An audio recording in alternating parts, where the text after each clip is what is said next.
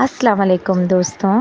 कहानियों की मंजिल में आपका खुशामदीद। यहाँ हर कहानी आपको एक नए सफ़र पर ले जाती है।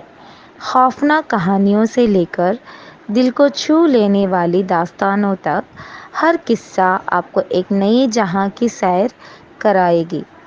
तो आराम से बैठिए और हमारे साथ कहानियों के इस सफ़र का लुत्फ़ उठाइए। आपका कहानियों का सफ़र यहीं से शुरू होता है। पेड़ का जिन और हसीना। शहर से दूर एक छोटे से गांव में एक बहुत ही सुंदर महिला रुखसाना रहती थी।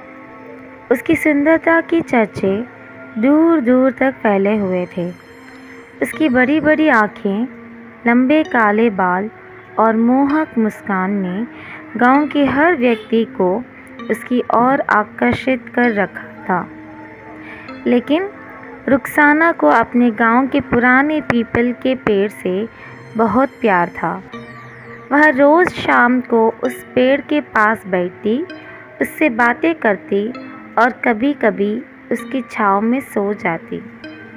गांव में यह बात मशहूर थी कि उस पीपल के पेड़ में एक जिन का साया है जो किसी को नुकसान नहीं पहुंचाता, लेकिन जो भी उसकी छाँव में बहुत ज़्यादा वक्त तक बिताता है वह जिन उसके करीब आ जाता है।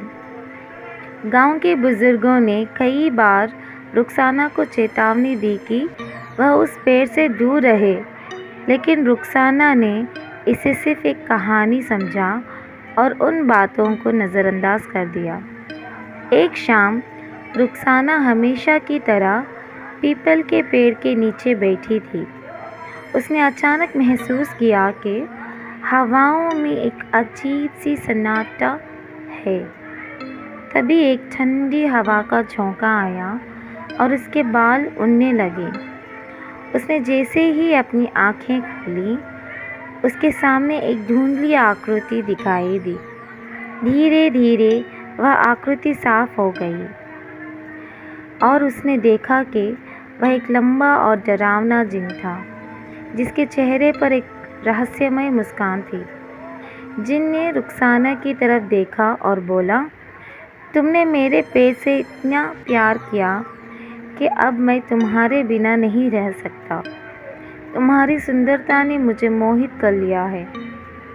अब तुम मेरी हो। रुखसाना का दिल तेज़ी से धड़कने लगा। उसने हिम्मत जुटाकर पूछा, तुम कौन हो और मुझसे क्या चाहते हो? जिन ने कहा, मैं इस पीपल के पेड़ का जिन हूँ। सदियों से मैं इस पेड़ की हिफाजत करता आया हूँ, लेकिन कभी किसी इंसान ने इस पेड़ से इतना लगाव नहीं दिखाया जितना तुमने। अब मैं तुम्हें अपनी दुल्हन बनाना चाहता हूँ। रुखसाना के चेहरे पर डर की लकीरें उभर आईं। उसने जिन से विनती की, मुझे जाने दो, मैं इंसान हूँ और तुम्हारे साथ नहीं रह सकती। लेकिन जिन नहीं माना। उसने कहा, अगर तुम मेरी नहीं हुई तो मैं तुम्हें इस दुनिया से हमेशा के लिए मिटा दूँगा। रुखसाना ने अपनी जान बचाने के लिए एक तरकीब सोची। उसने जिन से कहा, अगर तुम मुझे इतना चाहते हो तो मुझे 3 दिनों की मोहलत दो। मैं इस गांव को अलविदा कहने के बाद तुम्हारे पास आ जाऊंगी। जिन उसकी बात मान गया, लेकिन उसने शर्त रखी कि वह 3 दिनों के बाद भी उसी पेड़ के पास आकर उससे मिलेगी। अगर वह नहीं आई तो जिन गांव को तबाह कर देगा। रुखसाना जल्दी से गांव के बुज़ुर्गों के पास गई और उनसे मदद मांगी। बुज़ुर्गों ने उसे एक ख़ास मंत्र बताया, जिसे वह उस पेड़ के नीचे जाकर जपे। तीसरे दिन रुखसाना ने साहस जुटाकर उस मंत्र को जपते हुए पीपल के पेड़ के पास गई। जैसे ही जिन प्रकट हुआ, रुखसाना ने उस मंत्र का उच्चारण करना शुरू कर दिया। मंत्र सुनते ही जिन की शक्ल बदलने लगी, उसका शरीर पिघलने लगा और धीरे धीरे वह धुएं में तब्दील हो गया। जिन ने आखिरी बार रुखसाना की तरफ देखा और चीखते हुए बोला, तुमने मुझे धोखा दिया, लेकिन याद रखना, मैं कभी वापस आऊँगा। उसके बाद जिन हवा में घुल गया और फिर कभी दिखाई नहीं दिया। रुखसाना ने राहत की सांस ली और गांव के लोगों ने उसे उसकी बहादुरी के लिए सराहा।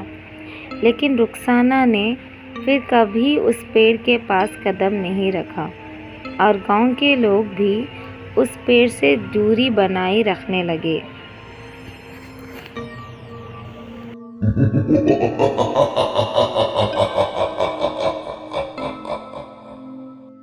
और हाँ, जाते जाते चैनल को लाइक, शेयर और सब्सक्राइब ज़रूर कीजिएगा।